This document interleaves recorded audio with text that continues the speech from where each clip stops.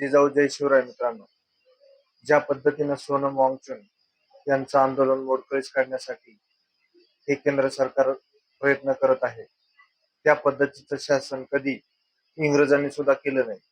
ज्यावेळेस भारतावरती राज्य इंग्रजांचं होतं त्यावेळेस बरेचदा आंदोलनं झाली, पण एवढं कठोर आणि शासन करून लोकांना गळचेपी लावण्याचं काम कधी इंग्रजांनी सुद्धा केलं नाही. एवढं गळचेपी लावण्याचं काम हे बीजेपी सरकार करत आहे.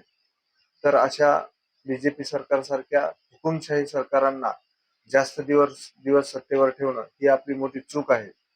दर 5 वर्षाला सत्ता बदल हे करणं आपल्याला काळाची गरज आहे.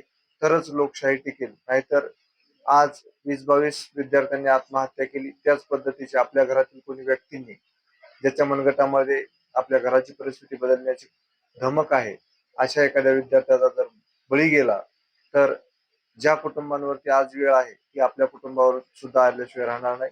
एवढं बोलून मी 2 शब्द संपवतो. जय हिंद, जय महाराष्ट्र.